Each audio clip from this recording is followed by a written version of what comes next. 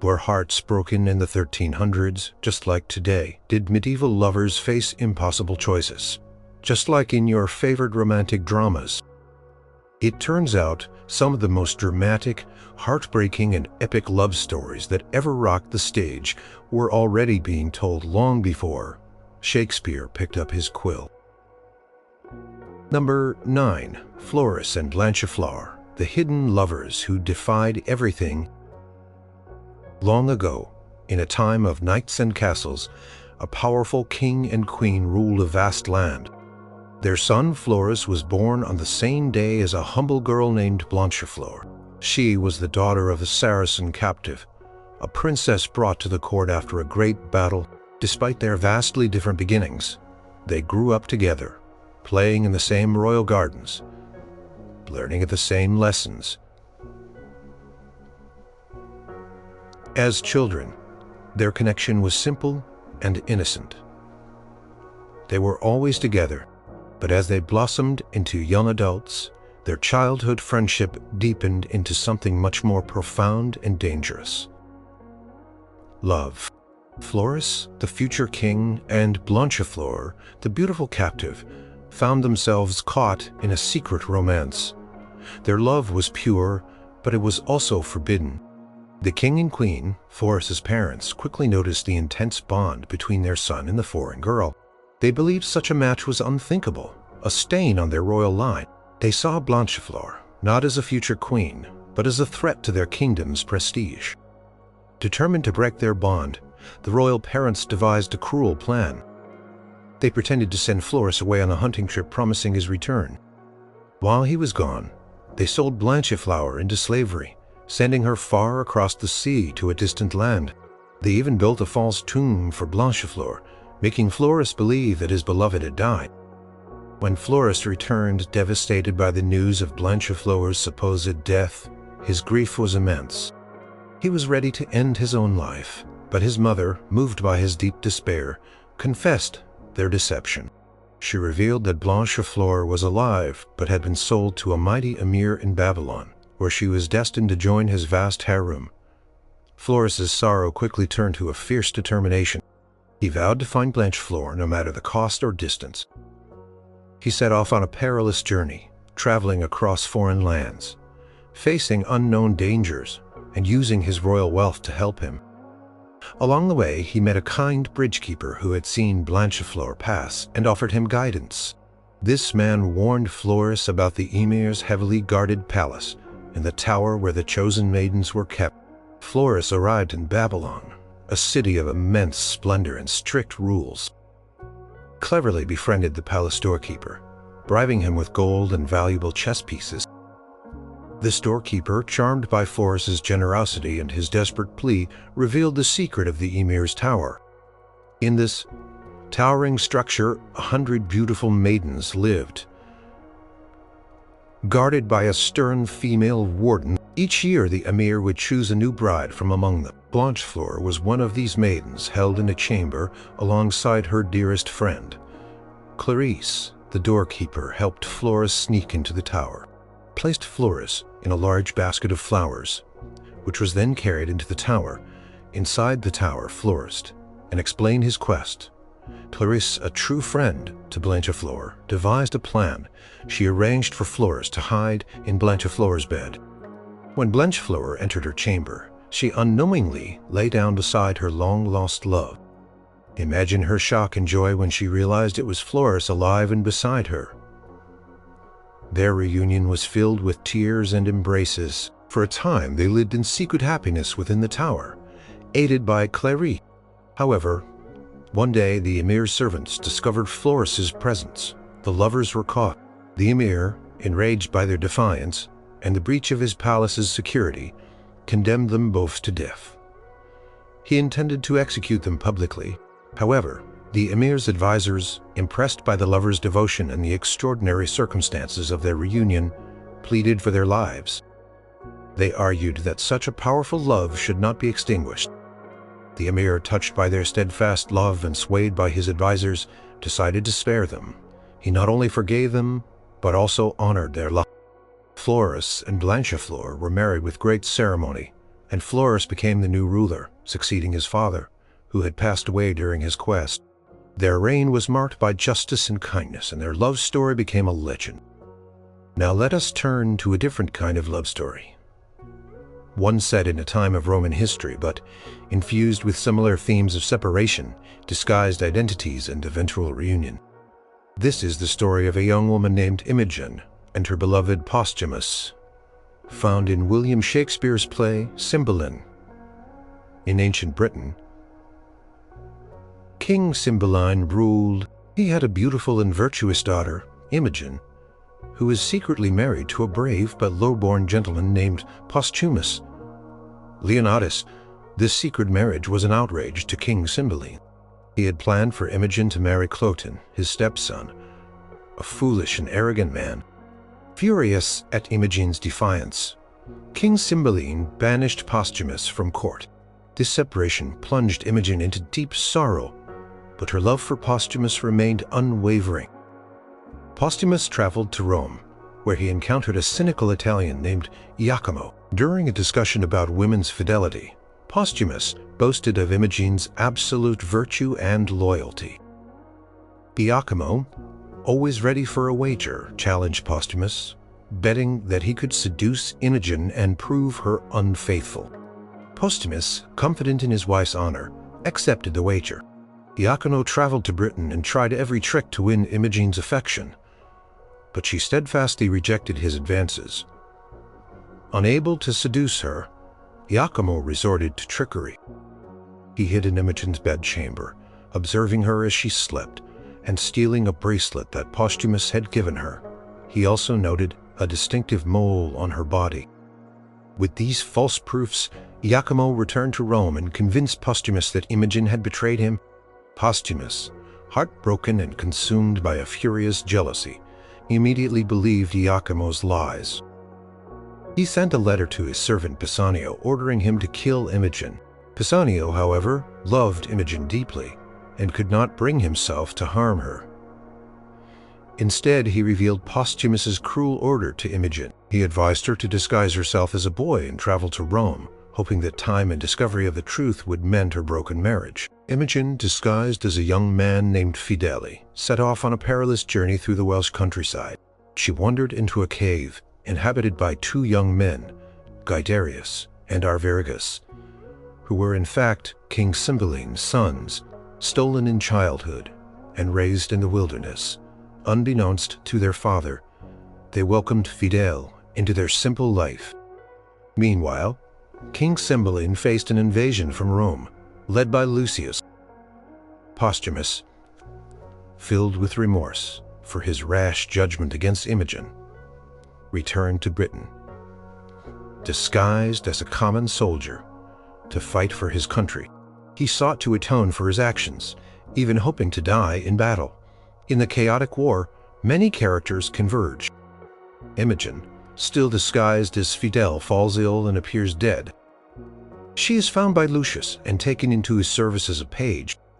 Guiderius and Arviragus prove themselves brave warriors, unknowingly fighting alongside their true father.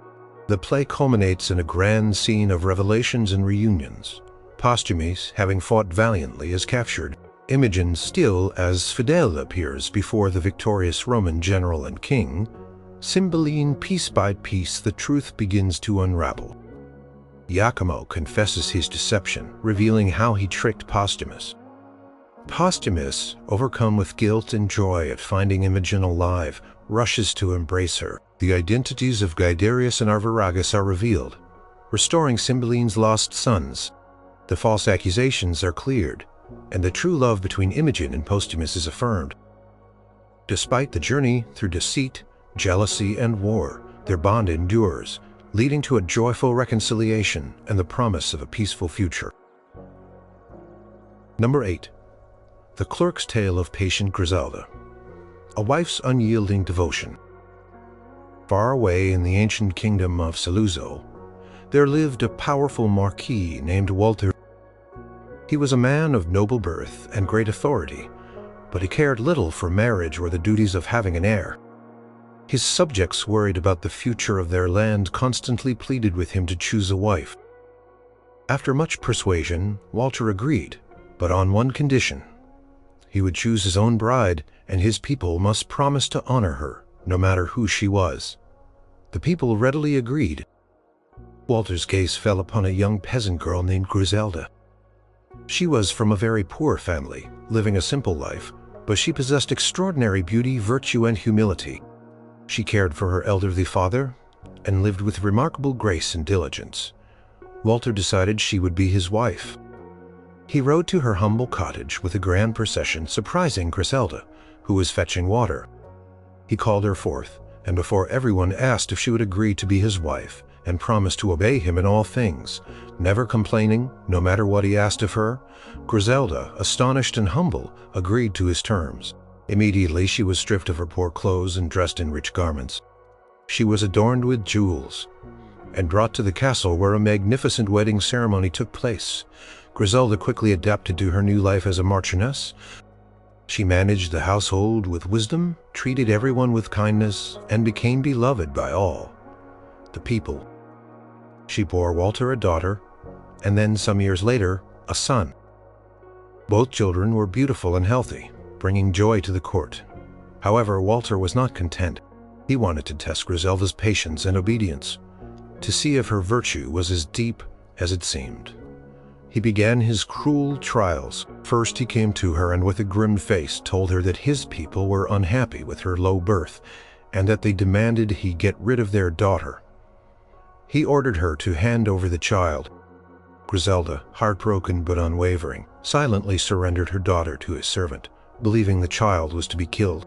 The servant, secretly acting on Walter's orders, took the child away to be raised in a distant city, sending a message to Walter that the child was indeed dead.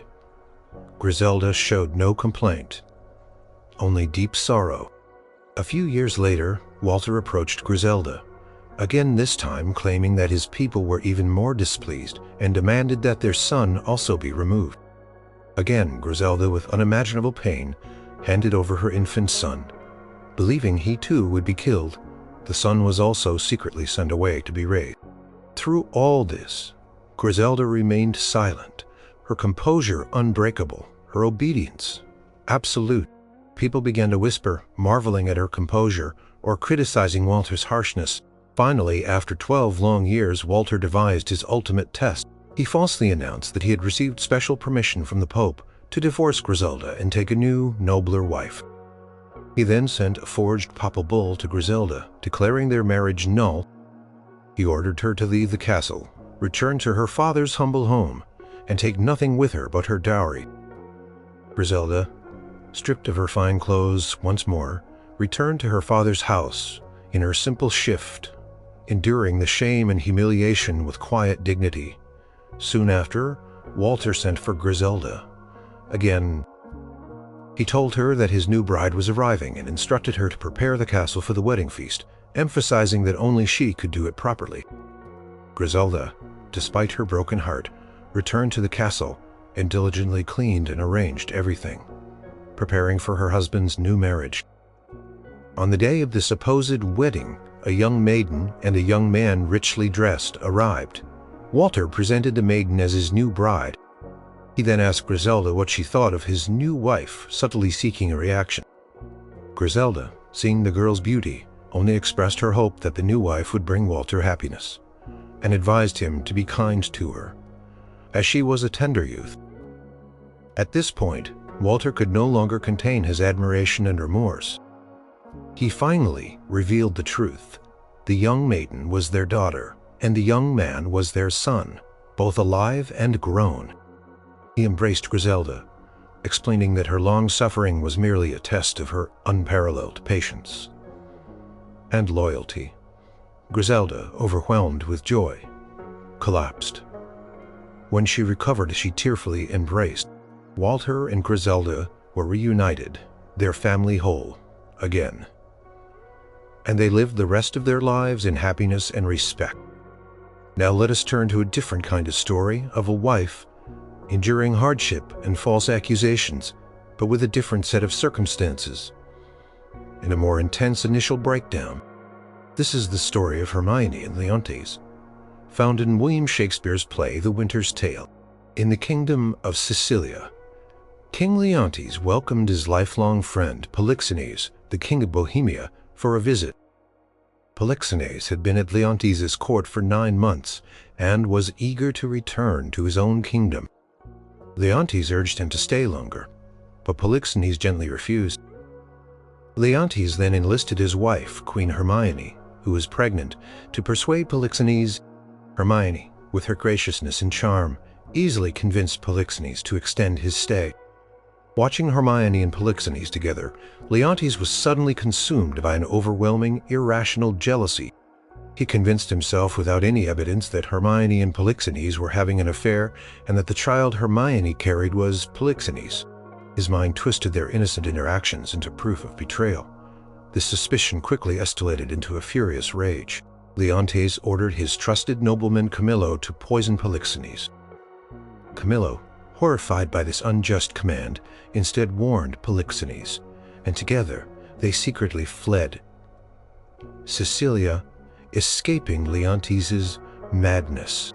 Leontes, now convinced of Camillo's complicity in the imagined betrayal, publicly accused Hermione of adultery and treason. She was pregnant and dignified, but Leontes refused to listen to reason or pleas from his nobles. He threw her into prison, despite her protests of innocence. While in prison, Hermione gave birth to a daughter. Her lady-in-waiting, Paulina, brought the infant to Leontes, hoping the sight of his newborn child would soften his heart. However, Leontes rejected the baby, declared her a bastard, and commanded that she be abandoned in a desolate place. He then insisted on a public trial for Hermione. During the trial, Hermione bravely defended herself, asserting her innocence and appealing to the oracle of Apollo for divine judgment. Leontes, defiant, refused to believe the oracle's pronouncement, which declared Hermione innocent, Camillo a true subject, and Leontes a tyrant whose heir would not live to see a future.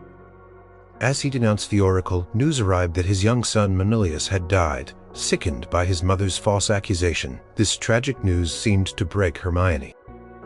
She collapsed, and Paulina soon reported that the queen had died of grief. Leontes, finally faced with the devastating consequences of his baseless jealousy, he spent the next 16 years in deep penance, mourning his lost wife and children. Meanwhile, the infant daughter, named Perdita, was abandoned on the shores of Bohemia, Polixenes' kingdom. She was discovered and raised by a kind shepherd, growing into a beautiful young woman unaware of her royal lineage. 16 years later, Polixenes' son, Prince Florizel, fell deeply in love with Perdita, not knowing she was of royal blood. Polixenes, disapproving of his son's choice of a shepherdess, forbade the marriage. Florizel and Perdita, aided by Camillo, fled Bohemia and sailed to Sicilia. They arrived at Leontes' court, where Perdita's resemblance to Hermione was immediately striking. Through a series of miraculous discoveries and confessions, including the return of the aged shepherd who raised Perdita, and a crucial clue from a recovered bundle, Perdita's true identity as Leontes' long-lost daughter was revealed. Leontes, overjoyed at finding his child, was overcome with emotion. Paulina then led Leontes and the reunited family to a secluded chapel where she had kept a statue of Hermione. As Leontes gazed at the lifelike statue, Paulina revealed that it was not a statue, but Hermione herself, who had been living in seclusion, grieving for her son and waiting for the oracle's prophecy to be fulfilled with the return of her daughter. Hermione, alive and patient, was reunited with her repentant husband and her beloved daughter. The winter of sorrow finally gave way to a spring of joy and forgiveness. Number 7, Sir Orfeo, the king who rescued his queen from the fairy world. Long, long ago, in England, there lived a noble king, Orfeo. He ruled a kingdom with a beautiful city called Winchester, and was renowned for his skill with the harp. His music was so enchanting that birds would stop singing to listen, and even wild beasts would be calmed by his melodies. King Orfeo was happily married to the most beautiful queen in the world, Dame Hoardis. She was graceful, kind, and beloved by all. Their life was one of joy and harmony, filled with the sounds of Orfeo's harp and the laughter of their court. One beautiful spring morning, Queen Eurydice went into her orchard with 2 of her maidens to enjoy the blossoming flowers and gentle breeze. She fell asleep under a grafted tree. When she awoke, she was screaming and tearing at her clothes. Clearly distraught and out of her mind, her maidens, terrified, rushed to tell King Orfeo. Orfeo immediately came to her side, his heart filled with sorrow and fear. He tried to comfort her, but she was incoherent, muttering about dreams and unseen forces. Later, Eurydice recovered enough to explain what had happened in her dream. She told Orfeo that a magnificent king, accompanied by 100 knights and 100 ladies, all riding white horses, had appeared to her. This king, clearly the king of the fairies or the underworld, had threatened to take her away. He promised to return the next day to claim her, whether she was in the palace or surrounded by guards. Eurydice explained that she was bound to go with him, or he would tear her limb from limb. The next day, King Orfeo gathered his bravest knights, men-at-arms, and the strongest guards in his kingdom. They surrounded Eurydice, holding her hands and feet, determined to protect her from the unseen threat. But at midday, as if by magic, Eurydice vanished from their grasp. No one saw her go. She was simply gone. The knights were bewildered, and Orfeo was left in profound despair. His beloved queen, the light of his life, had been taken by the king of fairies. Overcome with grief, King Orfeo gave up his crown and kingdom. He appointed his steward to rule in his place, and taking only his harp, he wandered into the wilderness. For 10 long years he lived a hermit's life in the forests, enduring harsh weather, starvation, and loneliness. His only comfort was his harp, which he played constantly, his music becoming even more mournful and beautiful in his sorrow. He saw glimpses of the fairy world, knights hunting with silent hounds, ladies hawking on beautiful horses, armies clashing in the sky. These were visions of the otherworldly kingdom that had taken his queen. One day, as he wandered, he saw a company of 60 ladies riding by. Among them, he recognized his beloved Eurydice. She was pale and thin, dressed in strange garments, but it was undeniably her. Eurydice also recognized him and secretly wept as she rode past. Determined to follow her, Orfeo pursued the company. He followed them into a rock, a secret entrance to the land of the fairies. He traveled through a dark, long tunnel until he emerged into a dazzling land, a vast and beautiful kingdom ruled by the fairy king. The palace was made of crystal, shining with an otherworldly light. Orfeo entered the palace boldly, walked past the guards, and presented himself before the fairy king and queen. Claimed to be a minstrel, a musician, and requested to play for them. The fairy king, intrigued by his talent, allowed it. Orfeo played his harp with such skill and passion that the entire fairy court, including the king and queen, were captivated. Tears welled in the fairy king's eyes. When Orfeo finished, the fairy king, deeply moved, offered him any gift he desired. Orfeo, without hesitation, asked for Queen Eurydice. The fairy king initially refused, saying it would be shameful to give away a queen for a mere minstrel. But Orfeo reminded him of his promise and argued that a king's word must be kept. Reluctantly, the fairy king honored his promise. Orfeo and Eurydice were reunited. They traveled back through the dark tunnel and emerged into the mortal world. Orfeo, still disguised as a poor minstrel, returned to his old kingdom. He went to his city, Winchester, and saw that his steward was now king.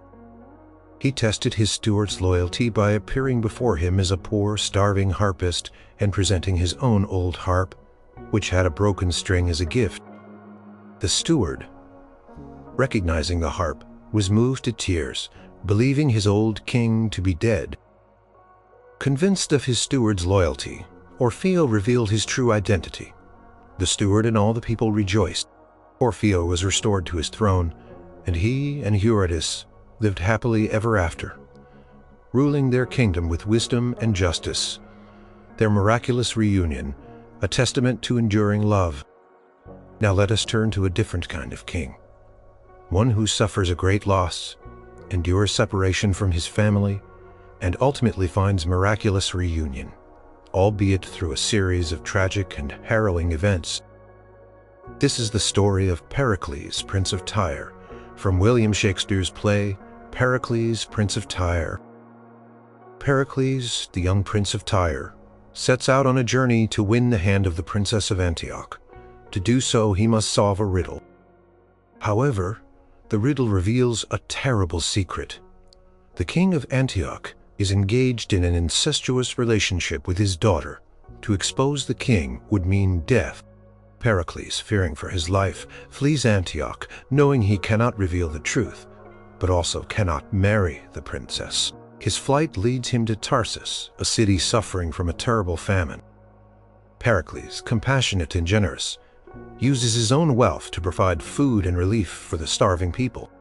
He then decides to return to Tyre, but a storm overtakes his ship, sinking it and leaving him shipwrecked on the shores of Pentapolis.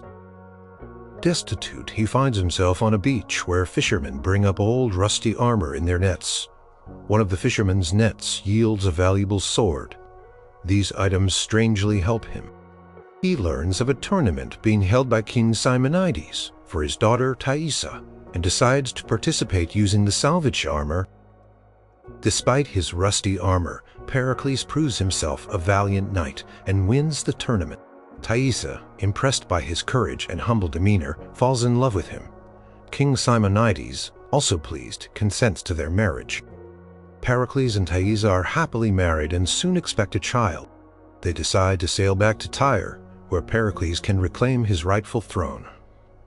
However, during the voyage, a terrible storm arises at sea. In the midst of the violent tempest, Thaisa goes into labor and gives birth to a daughter. Soon after, it appears that Thaisa has died during childbirth. The sailors, superstitious and fearing that her body will bring ill luck to the ship, insist that she be buried at sea immediately. Pericles, heartbroken, places her in a waterproof coffin along with a jewel and a scroll. Asking anyone who finds her to give her a proper burial, the coffin is cast into the waves. Pericles then puts his newborn daughter, whom he names Marina, meaning of the sea, in the care of his loyal servants Cleon and Dionysa in Tarsus. Believing it to be a safe place while he continues his journey to Tyre, he vows not to cut his hair until Marina is married. Coffin containing Thaisa miraculously washes ashore in Ephesus, near the home of a skilled physician named Cerimon, who has a talent for reviving the seemingly dead. Cerimon opens the coffin and, recognizing signs of life, uses his medical knowledge and warmth to revive Thaisa. She awakens, confused and believing Pericles to be dead. In her sorrow, Thaisa decides to become a priestess in the temple of Diana, dedicating her life to the goddess. Meanwhile, in Tarsus, Marina grows into a beautiful and accomplished young woman excelling in music, needlework, and learning. Her grace and talents far outshine Cleon and Dionysa's own daughter. Dionysa, consumed by jealousy, plots to kill Marina. She hires a murderer, but just as Marina is about to be killed, she is abducted by pirates. The pirates take her to Mytilene and sell her to a brothel. Despite her horrific circumstances, Marina bravely maintains her purity and virtue, persuading men to repent their sinful ways. The brothel owner, frustrated by her effect on his business, sells her to a brothel madam, who then hires her out as a tutor of music and embroidery to gentlewomen. Years pass. Pericles, still mourning his lost wife and daughter, returns to Tarsus to retrieve Marina, only to be told by Cleon and Dionysa that she has died. Devastated once more, Pericles falls into a deep depression, refusing to speak or eat. His ship sails aimlessly, eventually docking in Mytilene. Lysimachus, the governor of Mytilene, hears of the silent, sorrowful prince and, hoping to lift his spirits, sends Marina to sing to him as Marina sings and speaks. Pericles begins to respond. Through their conversation, they slowly realize their true connection, finding shared memories and details that confirm they are father and daughter. Their reunion is deeply moving, filled with tears and overwhelming joy. As Pericles and Marina sail towards Tyre, they are guided by a vision of the goddess Diana, who instructs Pericles to go to her temple in Ephesus.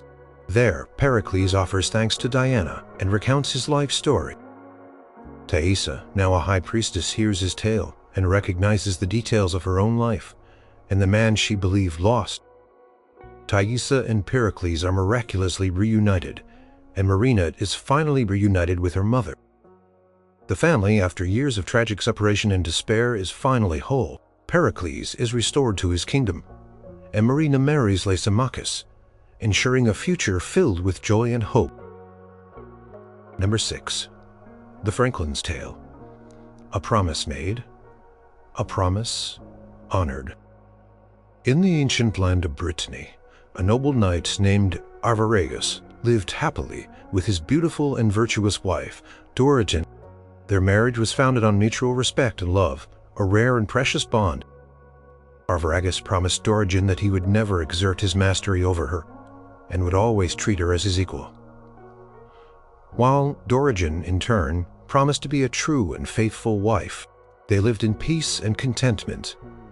But Arviragus felt a desire to prove his valor by seeking fame and honor through knightly deeds. He decided to travel to England for 2 years seeking adventure. His departure left Dorigen in deep sorrow and longing for his return. She found solace in walking along the rugged coastline near their home, a place of treacherous black rocks that made seafaring perilous. These rocks filled her with a deep fear for Arviragus' safety as he sailed, and she constantly worried about shipwrecks. Her friends tried to cheer her up, organizing feasts and dances, but her melancholy persisted. Among Dorigen's friends was a young squire named Aurelius, a handsome and eloquent man who had secretly loved Dorigen for 2 years. Seeing her sorrow, he began to pursue her with gentle courtship, writing her poems and singing her songs, trying to win her affection. Dorigen, though polite, remained steadfastly faithful to Arviragus. Finally, in a moment of playful exasperation to rid herself of his persistent declarations of love, Dorigen made a seemingly impossible promise. She told Aurelius that she would love him only if he could remove all the dangerous rocks from the coast of Brittany, making the sea safe for her husband's return. She believed this task was utterly impossible, a clear way to dismiss his advances without offending him. Aurelius, though initially disheartened, nurtured a secret hope. He prayed to Apollo, the god of the sun, and to the sea gods for help. He then sought out a brilliant magician, a clerk from Orleans, known for his astrological and illusory arts. Aurelius promised the magician 1,000 pounds of gold if he could use his skills to make the rocks disappear. The magician, through his profound knowledge of celestial movements and natural phenomena, he created an illusion so powerful that for a few days it seemed as if the tide had risen so high that the rocks were completely submerged, invisible and harmless beneath the waves. Aurelius, overjoyed and believing his impossible task was fulfilled, immediately went to Dorigen to claim her promise. Dorigen was horrified. She saw the removed rocks and the weight of her hasty promise crash down on her. She was torn between her loyalty to her husband and her solemn word. She confided in her husband, Arviragus, explaining the terrible predicament she was in. She told him about her careless promise to Aurelius and the magician's incredible feat. Arviragus, after a moment of deep thought, made a remarkable decision. He told Dorigen that he would rather die than see her break her word. He believed that a promise once given must be honored. Regardless of the circumstances, he instructed her to go to Aurelius and fulfill her vow. Dorigen, heartbroken but obedient, set off to meet Aurelius. When Aurelius saw Dorigen approaching, looking sorrowful and distressed, he asked her why she was so upset. Dorigen explained that her husband, in his immense honor, had commanded her to keep her promise, despite the pain it caused them both. She revealed the depth of Arviragus' noble spirit. Aurelius, hearing this and witnessing the true nobility of both Arviragus and Dorigen, was deeply moved.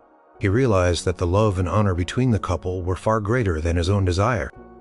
He released Dorigen from her promise, declaring that he would rather suffer than cause such pain to such a virtuous couple. He declared that a noble spirit, like Arviragus', should always be honored. Now Aurelius faced his own dilemma. He still owed the magician 1,000 pounds of gold, a huge sum he could not afford.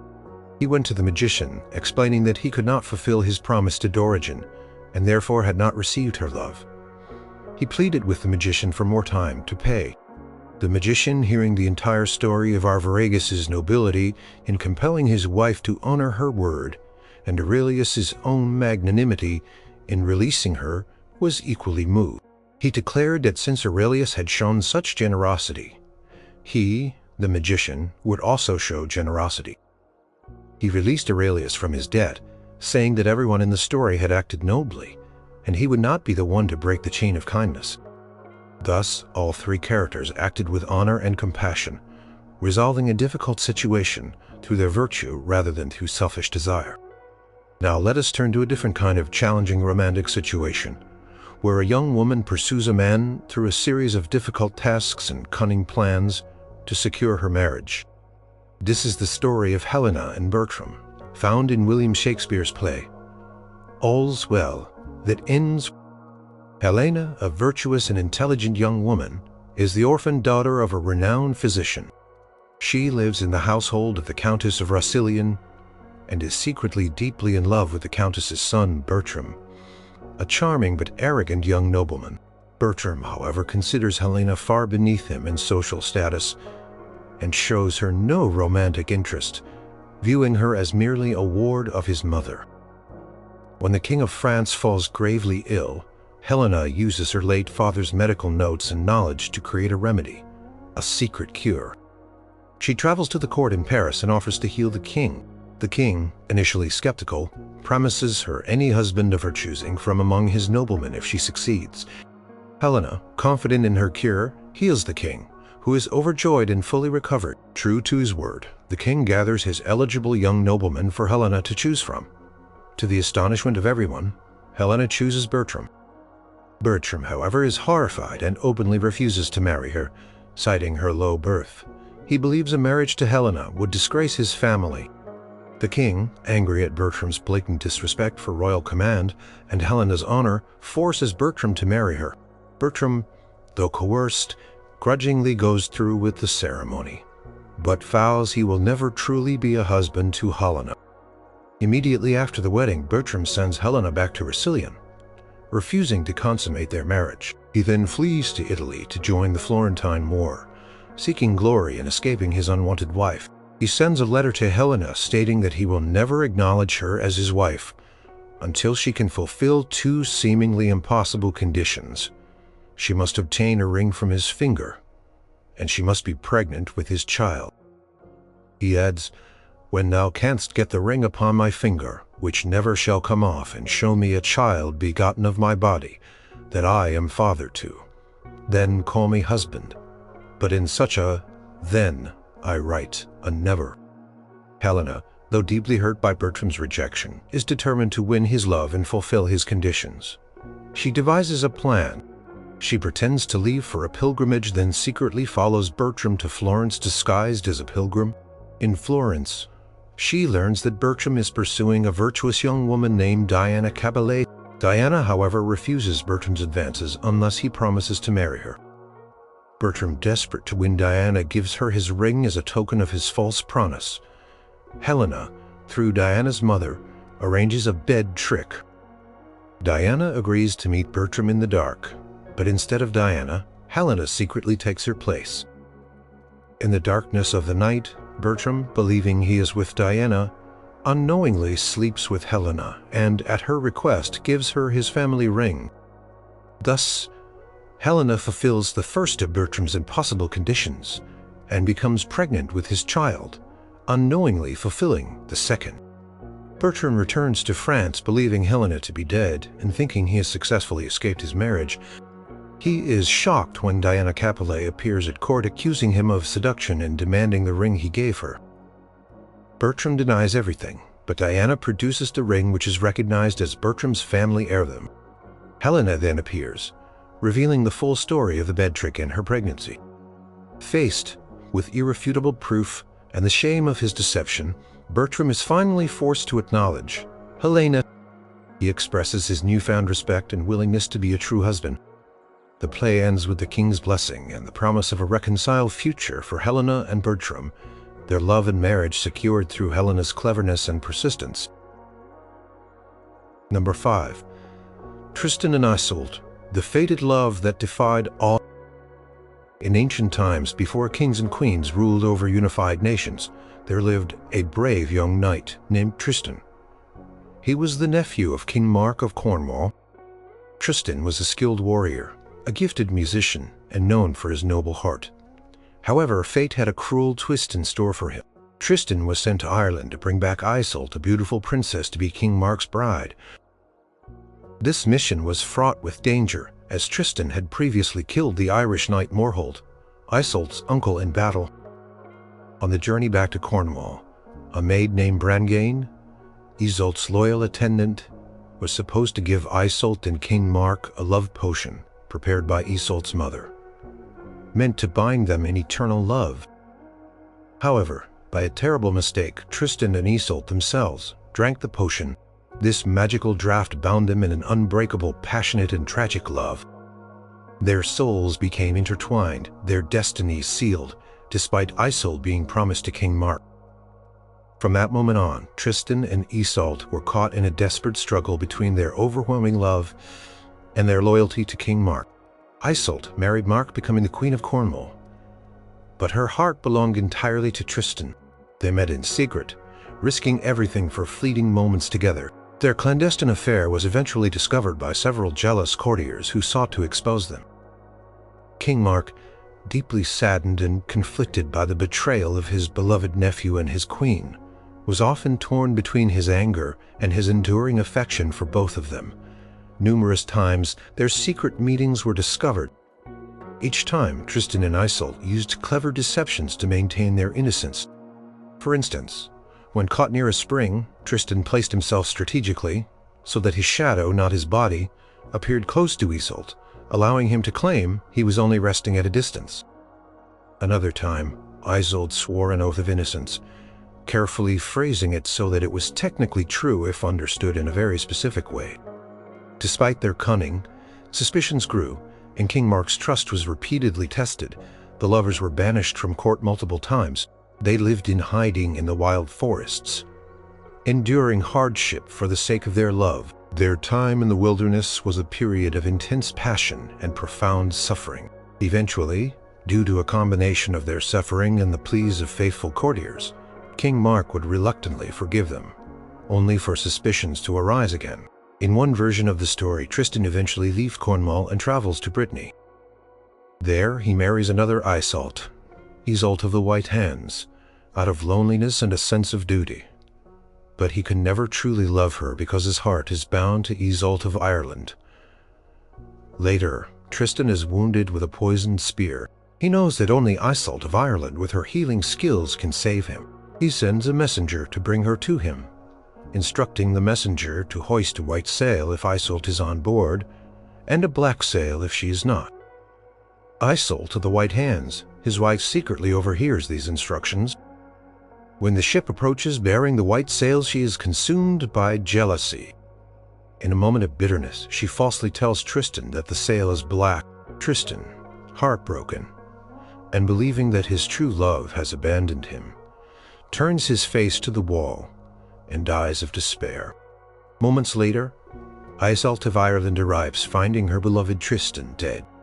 Overwhelmed by grief, she lies down beside him and dies of a broken heart. Their fated love, born of a magical potion, ends in tragedy, forever binding them even in death. Now, let us turn to a different tale of grand fated and ultimately self-destructive love, one set in the ancient world of Rome and Egypt. This is the story of Antony and Cleopatra, found in William Shakespeare's play. Mark Antony, one of the three powerful rulers of the Roman Empire, is renowned for his military prowess and his position of authority. However, he has fallen deeply in love with Cleopatra, the captivating and modic queen of Egypt. He spends his days in Alexandria, indulging in their passionate romance and neglecting his duties in Rome. His fellow triumvirs, Octavius Caesar and Lepidus, are increasingly frustrated by his neglect of their shared rule and the political instability it creates. Antony receives news from Rome that his wife, Fulvia, has died. He also learns of growing tensions with Octavius Caesar, who is consolidating his power. Reluctantly, Antony decides to leave Egypt and return to Rome to address the political issues and reconcile with Caesar. Cleopatra, deeply distraught by his departure, expresses her sorrow and anger, fearing that he will never return. In Rome, Antony attempts to mend his relationship with Caesar. To solidify their alliance and create a political bond, Antony agrees to marry Octavia, Caesar's virtuous and gentle sister. This marriage is a strategic move, meant to ensure peace between the triumvirs.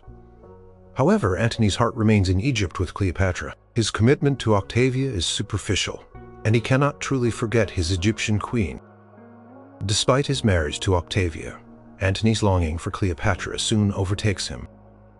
He abandons Octavia, returning to Egypt, and publicly reaffirms his love for Cleopatra.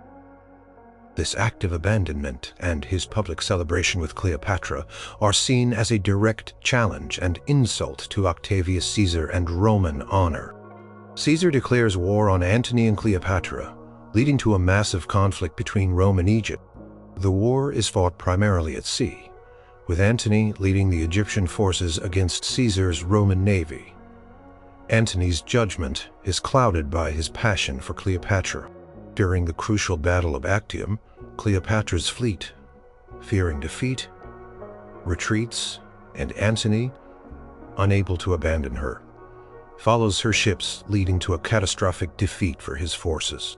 This act of following his love, instead of leading his army severely, damages his reputation and weakens his position.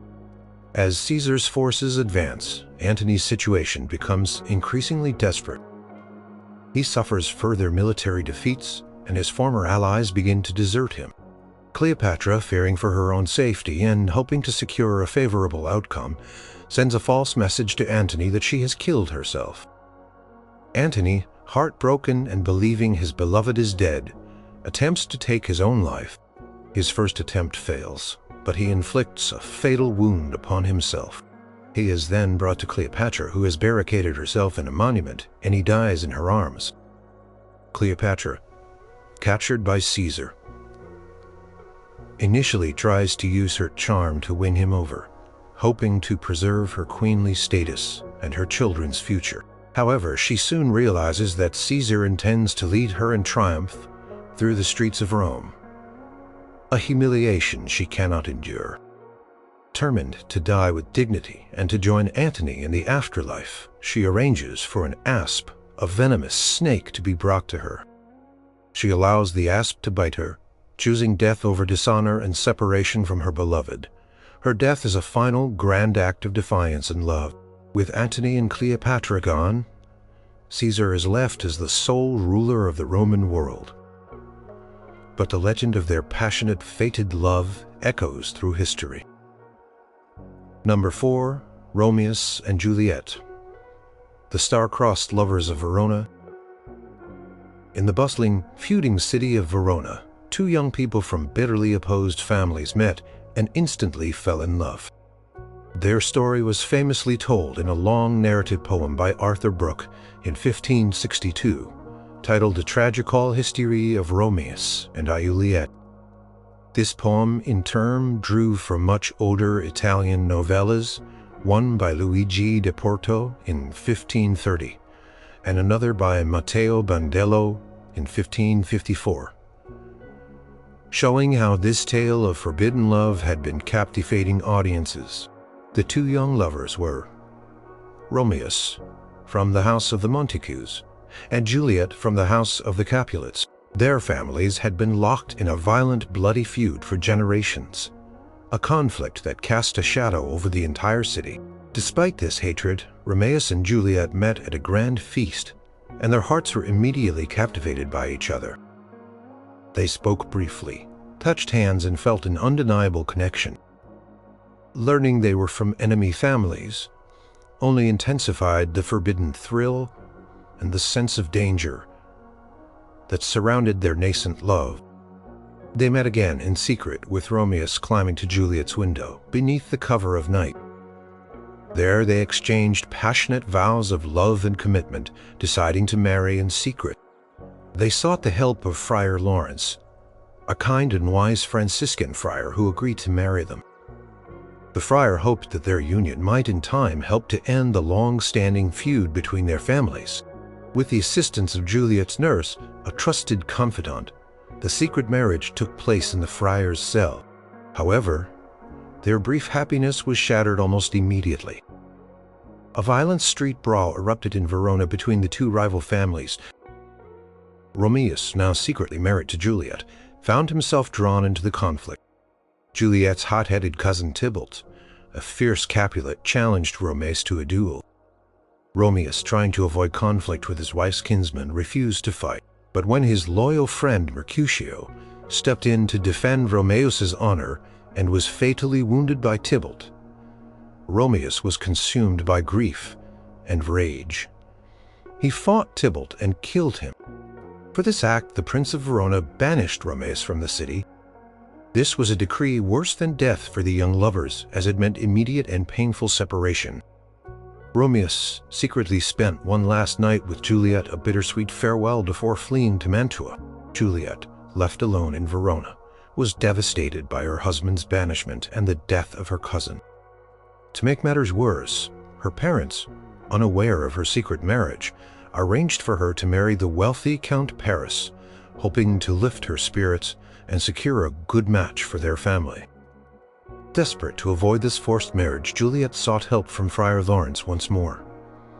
The friar devised a dangerous plan. He gave Juliet a powerful sleeping potion that would make her appear dead for 42 hours. Her family would place her in the Capulet tomb, and the friar would send a message to Romeus, explaining the plan so he could return to be with her when she awoke. Juliet, with incredible courage, drank the potion. She was found dead by her nurse and family, who grieved deeply and placed her in the family crypt. The friar sent his messenger, Friar John, with the crucial letter to Romeus. However, fate intervened with cruel timing. Friar John was quarantined due to plague concerns and could not deliver the message. Instead, Romeus's servant Balthazar saw Juliet being laid in the tomb, and believing her truly dead, rushed to Mantua to tell Romeus the devastating news. Romeus, hearing that his beloved Juliet was dead, was consumed by despair.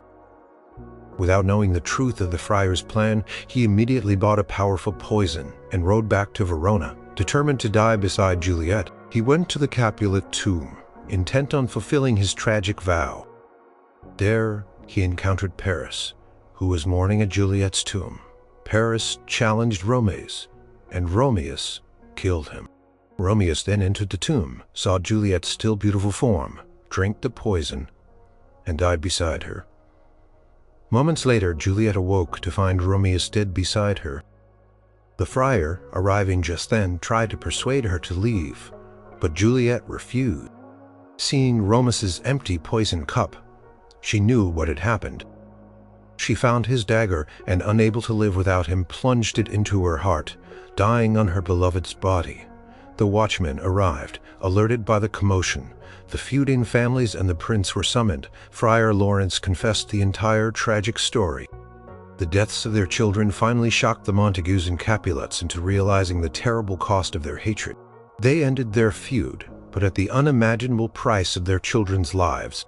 Now let us turn to a different retelling of this enduring story, one that vividly captures the passion, the speed, and the devastating consequences of hate and fate. This is the story of Romeo and Juliet, found in William Shakespeare's play. Romeo and Juliet. In the vibrant but violent city of Verona, two noble families, the Montagues and the Capulets, are locked in an ancient bitter feud. Their hatred spills into the streets, causing frequent brawls and public disturbances. Prince of Verona has declared that any further street fighting will result in death for the heads of the families. Romeo, a young man from the Montague family, is initially lovesick for a woman named Rosaline, who is sworn to remain chaste. His friends Benvolio and Mercutio try to cheer him up. They decide to crash a feast being held by the Capulets. Hoping to find new diversions, there, Romeo sees Juliet, a beautiful young woman from the Capulet family. It is love at first sight. They speak a few lines, touch hands, and share a passionate kiss, only to discover moments later, with crushing realization, that they are from enemy families. Juliet laments, "My only love sprung from my only hate." Despite the shocking discovery, Romeo cannot stay away from Juliet. After the feast, he climbs into the Capulet orchard and sees Juliet on her balcony speaking her thoughts aloud, wishing Romeo were not a Montague. Romeo reveals himself, and they exchange heartfelt vows of love, agreeing to marry in secret. They arrange for the kindly Friar Lawrence to marry them. The friar, seeing their pure love and hoping their union might finally reconcile the feuding families, agrees to perform the ceremony. With the help of Juliet's loyal nurse, the secret marriage takes place quickly. Their brief joy is immediately shattered by a violent street encounter. Tybalt, Juliet's fiery cousin, seeks a duel with Romeo. Offended that Romeo crashed the Capulet feast, Romeo, now secretly related to Tybalt through marriage, tries to avoid the fight. But Mercutio, Romeo's witty friend, steps in and is fatally wounded by Tybalt. Enraged by the death of his friend, Romeo forgets his new family ties and slays Tybalt in revenge. The Prince of Verona banishes Romeo from the city instead of sentencing him to death.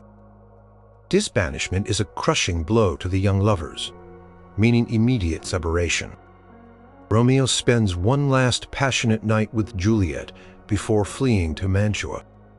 Meanwhile, Juliet's parents, unaware of her secret marriage, and believing her grief is for Tybalt, arrange for her to marry the County Paris to lift her spirits. Desperate to avoid this forced marriage, Juliet turns to Friar Lawrence for help. The friar devises a plan. Juliet will take a potion that will make her appear dead for 42 hours. She will be placed in the family tomb, and Romeo will be sent a letter explaining the plan so he can be there when she awakens. Juliet bravely drinks the potion. She is discovered dead, mourned by her family, and laid in the Capulet tomb. The friar sends a messenger, Friar John, with the crucial letter to Romeo, but a series of unfortunate events prevents the letter from reaching Romeo. Instead, Romeo's servant, Balthazar, sees Juliet being laid in the tomb and, believing her truly dead, rushes to Mantua. To tell Romeo the heartbreaking news, Romeo, devastated and without knowledge of the friar's plan, buys a deadly poison and rides back to Verona, determined to die beside Juliet. At the Capulet tomb, Romeo encounters Paris, who is mourning. Juliet, they fight, and Romeo kills Paris. Romeo then enters the tomb, sees Juliet's seemingly lifeless body, drinks the poison, and dies. Moments later, Juliet awakens to find Romeo dead beside her. The friar arrives, and when he tries to persuade Juliet to leave the tomb, she refuses.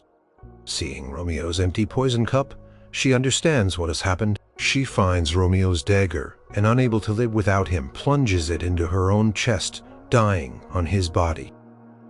The watchmen arrive, followed by the Capulets, Montagues, and the prince. Friar Lawrence confesses the entire tragic story. The deaths of their beloved children finally shock the Montagues and Capulets into reconciling, but their peace comes at the unbearable cost of the lives of their star-crossed lovers. Number 3. Pyramus and Thisbe, the wall that separated lovers. Long ago, in the ancient city of Babylon, there lived two young lovers named Pyramus and Thisbe. Their families lived in houses that stood side by side, sharing a common wall. From a young age, Pyramus, the most handsome youth in the East, and Thisbe, the most beautiful of all the maidens of the East, were drawn to each other. Their proximity, the way their lives intertwined, nurtured a deep and abiding love. However, their families were enemies, steeped in an old and bitter feud. They absolutely forbade Pyramus and Thisbe from seeing each other, speaking to each other, or pursuing their budding romance. Parents tried to keep them apart, but love, as they say, finds a way. In the very wall that separated their two houses, There was a tiny crack, a narrow chink that no one else had noticed. This small opening became their secret means of communication. Through this tiny crack, Pyramus and Thisbe would whisper their vows of love, their hopes and their dreams. They would share their longing and despair, their voices barely audible but their hearts connected. They would often press their lips to the cold stone, imagining they were kissing each other through the barrier. The wall, despite being an obstacle, also became their confidant, a silent witness to their secret romance. They cursed the wall for separating them, yet blessed it for providing even this tiny opening. One day, after many whispered conversations, they decided they could no longer bear the separation. They formulated a daring plan. They would escape their homes under the cover of night, leave the city, and meet at a famous landmark, the tomb of Ninus, a legendary ancient king. There, a tall mulberry tree grew with glistening white berries hanging from its branches beside a cool spring. This was to be their secret meeting place, their path to freedom and a life together. Thisbe, bolder and more eager, arrived at the tomb first. She waited nervously under the mulberry tree, her heart fluttering with anticipation. Suddenly she saw a terrifying sight. A mighty lioness, her jaws smeared with the fresh blood of a recent kill, approached the spring to quench her thirst. Terrified, Thisbe fled, seeking refuge in a dark cave nearby. As she ran, she dropped her veil, a thin covering she wore over her face. The lioness, after drinking from the spring, saw the fallen veil. Then his eyes fell upon Thisbe's torn and bloody veil. His heart immediately sank into despair. He saw the bloody veil, the lion's tracks, and without a moment's hesitation concluded the worst. He believed that Thisbe had arrived first, been attacked by a fierce lioness, and was now dead, devoured by the beast. Overwhelmed by grief and guilt, believing his delay had cost Thisbe her life, Pyramus cried out her name. He cursed himself, wishing the lion had devoured him instead. He drew his sword and in an act of profound despair plunged it into his own body. His blood spurted forth, soaking the roots of the mulberry tree. Pure white berries of the tree, absorbing the dark blood, began to change color, turning a deep rich red, a permanent mark of his tragic death. Soon after, Thisbe, cautiously emerging from the cave, returned to the meeting place, eager to tell Pyramus about the lioness. She found her lover lying dead beneath the mulberry tree, his sword still in his side, the berries stained crimson, her heart shattered. She recognized her veil, now bloody and torn, and understood the terrible misunderstanding that had led to Pyramus's death. She embraced his cold body, kissed his dying lips, and lamented their cruel fate. Unable to live without him, she took his still, warm sword and plunged it into her own heart, dying beside him. The crimson berries of the mulberry tree remain red to this day, a lasting memorial to Pyramus and Thisbe, the lovers whose bond was stronger than the wall that separated them, but tragically broken by a misunderstanding and a lioness. Now, let us turn to a different tale, where this story of tragic, misunderstood lovers is reenacted. Albeit in a comedic play within a play, this is the story of the Craftsman's Play, also titled Pyramus and Thisbe, found in William Shakespeare's A Midsummer Night's Dream. In the magical world of an Athenian forest, a group of amateur actors, simple craftsmen, led by Peter Quince, are preparing to perform a play for the wedding celebration of Duke Theseus. The play they have chosen is the most lamentable comedy and most cruel death of Pyramus and Thisbe. These actors, including the enthusiastic but bumbling Bottom, who plays Pyramus, flute, who reluctantly plays the wall, Snug, who plays the lion, and Starveling, who plays the moonshine, are earnest but completely inexperienced. Their preparations are fully anachronistic endings. They worry about scaring the ladies in the audience, especially with the lion and the death scenes, so they decide to write a prologue explaining that the lion is not a real lion and Pyramus is not really dead. They also realize they need to represent a wall and moonshine on stage leading to Snout, being dressed as a wall with chinks for the lovers to whisper through, and Starveling carrying a lantern and a bush to represent the moon. The play is performed as a highlight of the wedding festivities. The Duke, the Duchess, and their noble guests watch as the craftsmen present their clumsy but heartfelt rendition of the tragic love story. The play opens with the prologue delivered by Quince, who awkwardly tries to explain the plot and assure the audience that nothing truly dangerous will happen. Then the characters enter. Pyramus, played by Bottom, speaks his lines with over-the-top emotion and frequent mispronunciations. Thisbe, played by Flute, struggles with his beard and his high-pitched voice, playing the role of a maiden. The Wall, played by Snout, stands between them, holding up his fingers to show the chink. Pyramus and Thisbe approach the wall and whisper their lines of longing through its symbolic crack.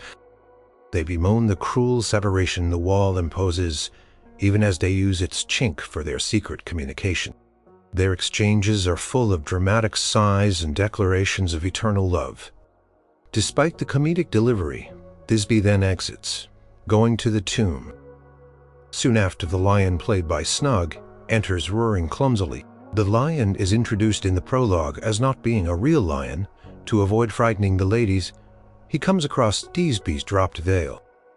He worries he will scare the audience, so he reassures them, stating that he is only Snug the joiner. The lion then playfully shakes Thisbe's veil, staining it with mud instead of blood, and exits. Pyramus enters, sees the torn and bloody veil, and immediately assumes Thisbe has been devoured by the lion. He delivers a dramatic lament, accusing himself of her death. Overcome with grief, he draws his sword and clumsily stabs himself. The audience observes the exaggerated performance, the obvious death with a very live actor, and the dramatic if poorly executed suicide. Finally, Thisbe returns. She finds Pyramus dead, and, recognizing his tragic mistake, delivers her own lament. She finds his sword, and after a final dramatic speech, also clumsily kills herself, falling beside Pyramus. Play concludes, and the craftsmen offer an epilogue which the Duke dismisses, stating the play is enough. The audience, particularly the Duke and his noble guests, finds the performance highly amusing, not for its tragic content, but for the earnest efforts and comedic missteps of the amateur actors. The play, though a parody, reminds the audience of the classic tale of star-crossed lovers and the tragic misunderstandings that can lead to sorrow. Number 2. Troilus and Cresseide. Love and betrayal in the Trojan War. During the legendary Trojan War, a love story unfolded between a young Trojan prince and a beautiful, complex woman. This tale was famously told by Geoffrey Chaucer in his long poem Troilus and Cresseide in the late 14th century. Troilus, the youngest son of King Priam of Troy, was a valiant warrior who, for a long time, scoffed at the idea of love. He saw lovers as foolish and weak. However, one day, while attending a religious festival, he saw Cresseide, a beautiful widow. Cresseide was the daughter of Calchas, a Trojan priest who had famously deserted Troy to join the Greeks, having foreseen Troy's eventual downfall. Despite her father's betrayal, Cresseide was allowed to remain in Troy, but she lived under a cloud of suspicion and loneliness. Troilus was immediately captivated by Cresseide's beauty and grace. He fell deeply in love, a powerful and overwhelming passion that consumed him. Being a prince, he initially tried to keep his love secret, fearing rejection or the complications of Cresseide's position. He confided in his best friend, Pandarus, who happened to be Cresseide's uncle. Pandarus, a witty and worldly man, saw Troilus's plight and decided to help him win Cresseide's affection. Pandarus became the go-between, a clever matchmaker and messenger.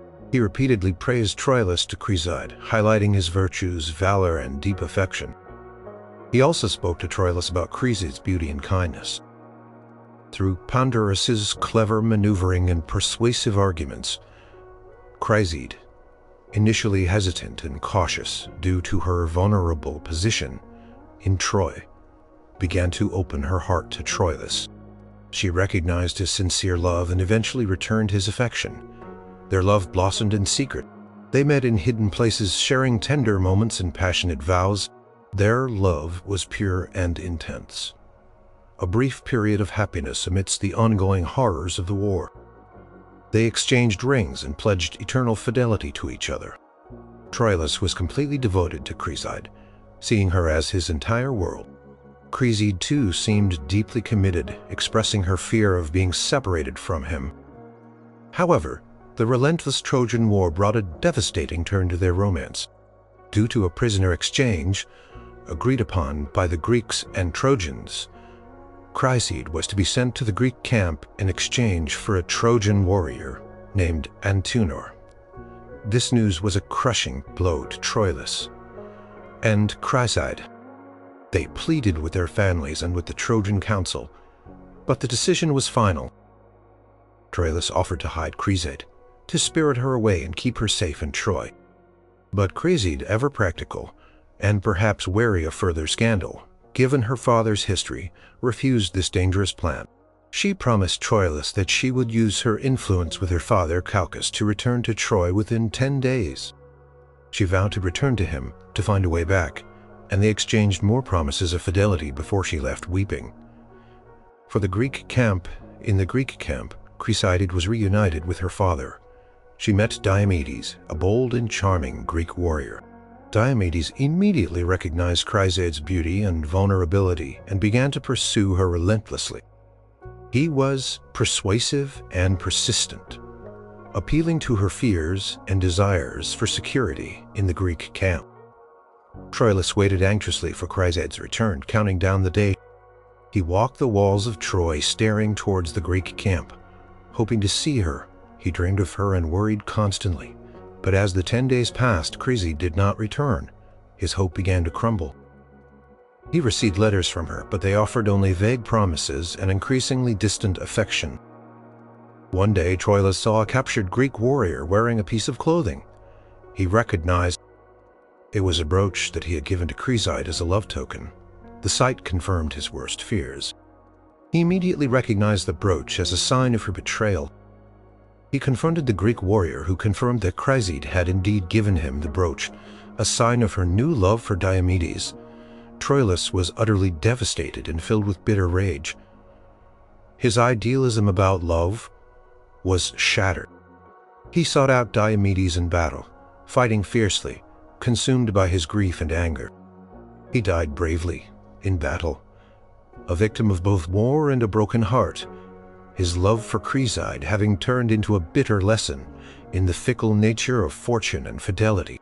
Now let us turn to a different, perhaps even more cynical retelling of this ancient story, set during the same war, but with a harsher view of love, honor, and human nature. This is the story of Troilus and Cressida, found in William Shakespeare's play, Troilus and Cressida. The play opens during the Trojan War, a conflict that has dragged on for 7 long years. Troilus, a young Trojan prince, is not focused on the battles, but is deeply, desperately in love with Cressida, the beautiful daughter of Calchas, a Trojan priest who has defected to the Greek side. Troilus is consumed by his passion, neglecting his duties as a warrior. Troilus confides in Pandarus, Cressida's uncle, asking for his help to win her. Pandarus, a witty and cynical man, becomes their go-between, orchestrating their secret meetings. He constantly manipulates both Troilus and Cressida, playing on their emotions and desires. He tells Troilus how much Cressida longs for him, and he tells Cressida how passionately Troilus loves her. Through Pandarus's persistent efforts, Troilus and Cressida finally meet. Their courtship is marked by a mixture of intense longing and cautious hesitation. Cressida, presented as charming but also somewhat fickle and self-serving, worries about the fleeting nature of men's affections. Troilus, idealistic and utterly devoted, pledges his eternal fidelity. They exchange solemn vows and love tokens, including a sleeve from Troilus's armor, given to Cressida. Their love is passionate and physical, quickly consummated. Their brief period of happiness is abruptly cut short by a political decision. The Trojan council, swayed by the pleas of Calchas, agrees to exchange Cressida for Antenor. A captured Trojan warrior, this news is devastating for Troilus. He cannot believe the Cressida, but is powerless to stop it. Cressida too expresses her sorrow, but her lamentations are less profound than Troilus's. She promises to be faithful and to return to Troy, perhaps within 10 days. Diomedes, a bold and charming Greek commander, is sent to escort Cressida from the Trojan camp to the Greek camp. He immediately begins to flirt with her. Using his charm and persuasive arguments, he emphasizes the uncertainty of her return to Troy and subtly suggests that she should adapt to her new circumstances and consider new attachments. Troilus, heartbroken, watches Cressida leave. He continues to fight in the war, but his mind is constantly on her, waiting for her promised return. One night, Ulysses, a wise Greek general, orchestrates a plan to show Troilus Cressida's true nature. He takes Troilus to the tent of Calchas, where they secretly observe Cressida interacting with Diomedes.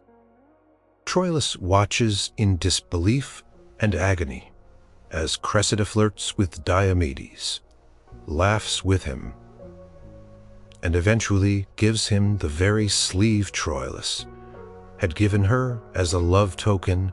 The sight shatters Troilus's idealism. He sees Cressida's betrayal firsthand, her easy shift of affection to Diomedes. He is overcome with a mix of fury, disbelief, and profound disillusionment. His pure love turns to bitter hatred and cynicism. He feels as though his entire worldview has been upended, that everything he believed about love and fidelity was a lie. From that moment on, Troilus fights with a new savage ferocity, driven by a desire for revenge against the Greeks and against Diomedes in particular.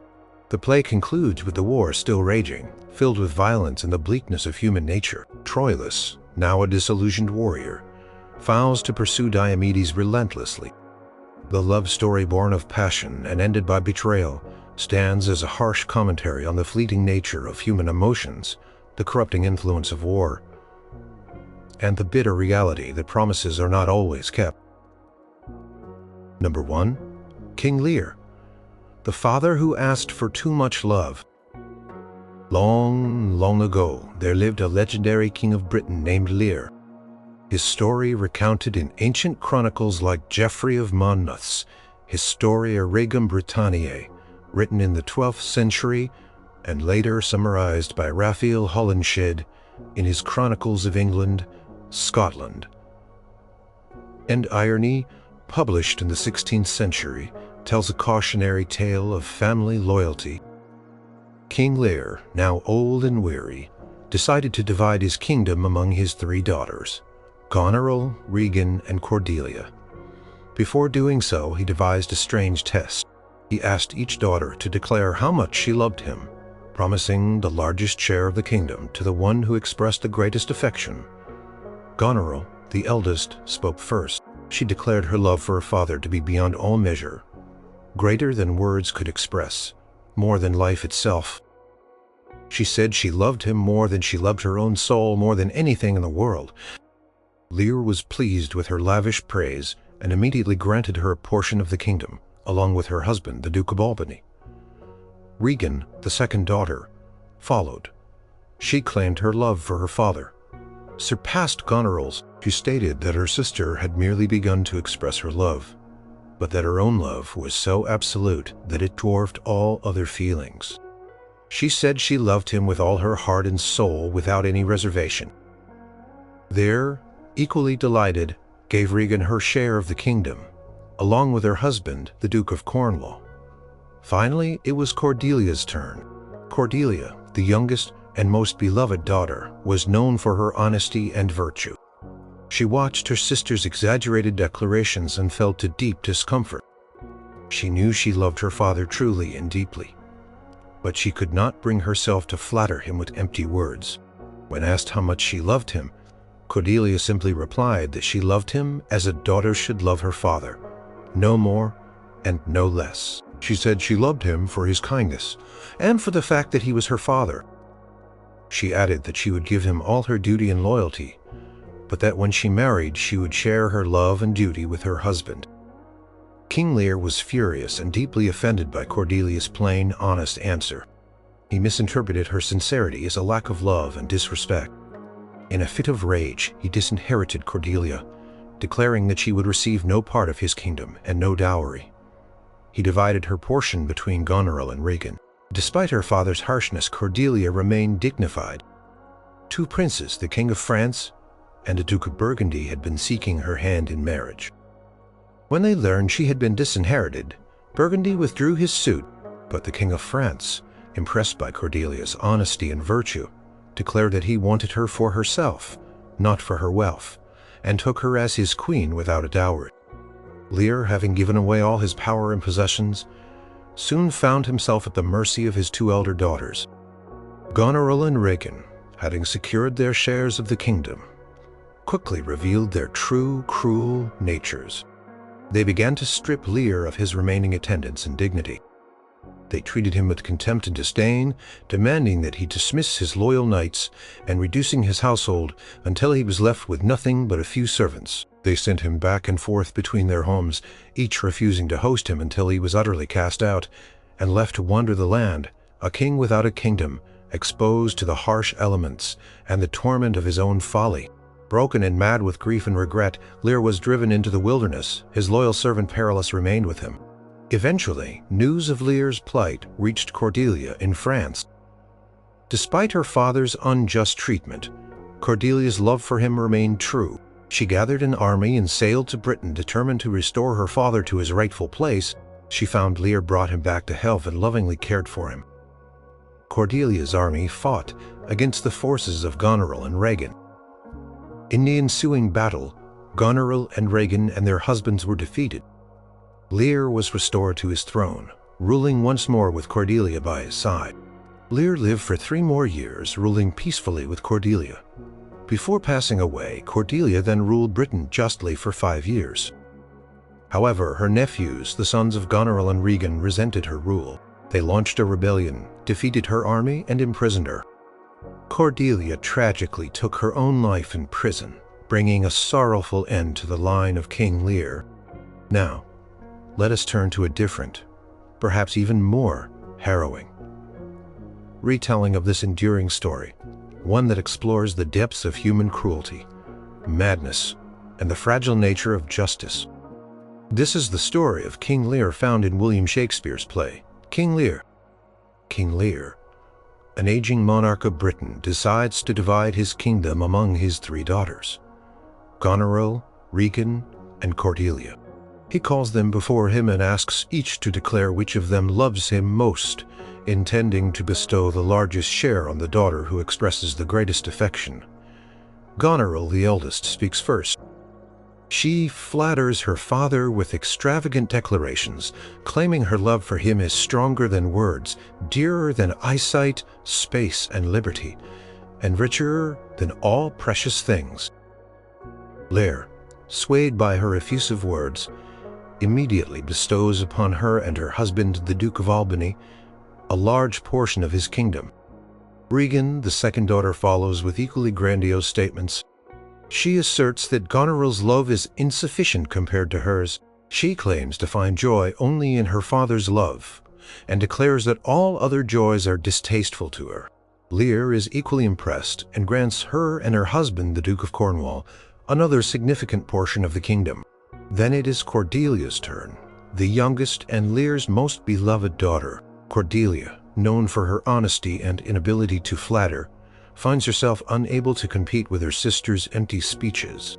When Lear asks her what she can say to merit his love, she simply replies, "Nothing, my lord." Pressed further, she states that she loves him. "According to my bond, no more nor less."